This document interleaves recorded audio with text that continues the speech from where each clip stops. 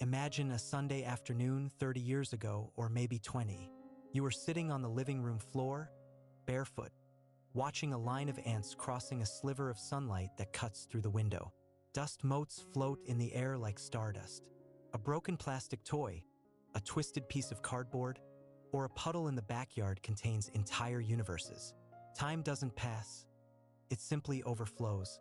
The world feels gigantic, vibrant, terrifyingly beautiful, and filled with an invisible magic that seems to have evaporated forever from your adult life.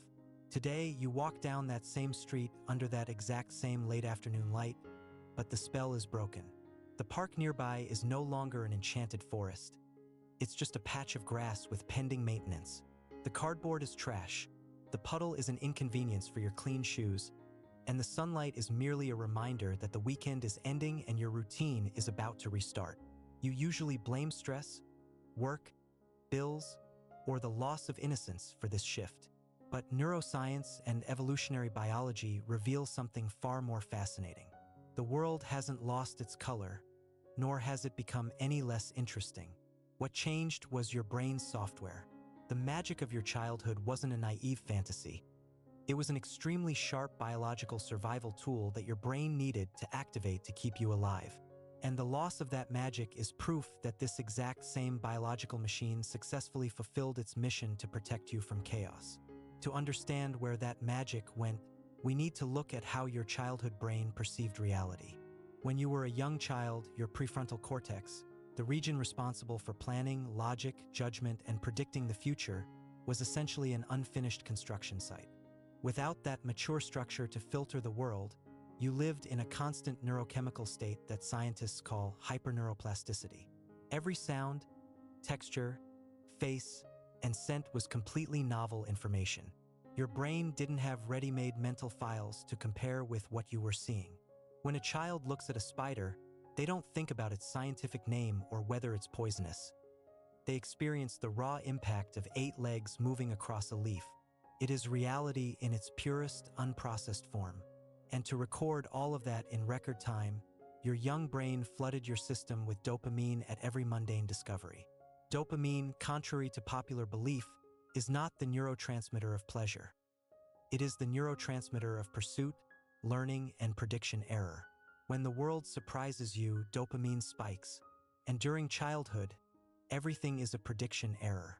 The world is an uninterrupted bombardment of novelty, and novelty, for the human brain, is the fuel of magic. But why did evolution design our children to see the world with such intensity and fascination? The answer lies in our ancestral history. A human infant born on the African savanna 100,000 years ago was the most vulnerable living being on the planet. They had no claws, couldn't run fast, and didn't know what was edible or lethal. The only way for that little hominid to survive was by learning the structure of reality as fast as humanly possible. Magic was the evolutionary bait. The hypnotic fascination with a colorful stone, the deep fear of a shadow in the corner of the shelter, the urge to climb a branch. All of these were accelerated learning simulations. The prehistoric child who found the world fascinating explored more, paid closer attention to detail, and memorized environmental patterns with surgical precision. If childhood felt magical, it's because your brain was desperate to catalog the planet before something tried to swallow you whole. And this is where the silent turning point of your adult life comes in. As you grow, your brain must solve a critical problem: energy consumption. The human brain accounts for only about 2% of your body mass, yet it consumes more than 20% of your daily energy. If you continued to perceive the world with the same tactile and dopaminergic intensity of childhood, you would die of cognitive exhaustion before lunchtime. To save fuel, your brain builds a brilliant yet ruthless tool known as predictive coding. Instead of analyzing every tree, car, and face from scratch every single day, it creates accelerated mental models of reality. It looks at a tree and thinks, "Got it. I already know what this is. It's just a tree. No need to waste energy paying attention to the bark texture or the shape of the leaves." You stop seeing the world as it truly is and start seeing it through simplified shortcuts. The adult lives inside a functional simulation of reality. The living room rug is no longer a snow-capped mountain for your toys. It's just a synthetic fiber surface that needs vacuuming. Rain is no longer a terrifying, mesmerizing cosmic event. It's just the cause of morning traffic. The world didn't lose its shine. You simply learned to predict it so well that it became invisible. There is a second thief of childhood magic: the perception of time. When you were 5 years old, a single year represented 20% of your entire existence on Earth. Every day felt like an eternity because the sheer volume of new memories formed during that period was immense.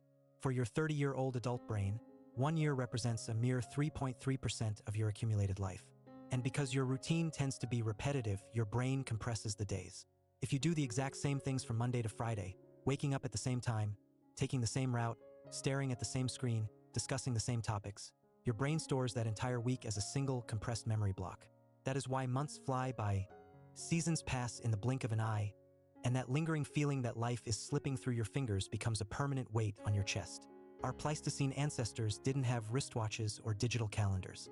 To them, time was measured by the phases of the moon, animal migrations, and the cycle of the seasons.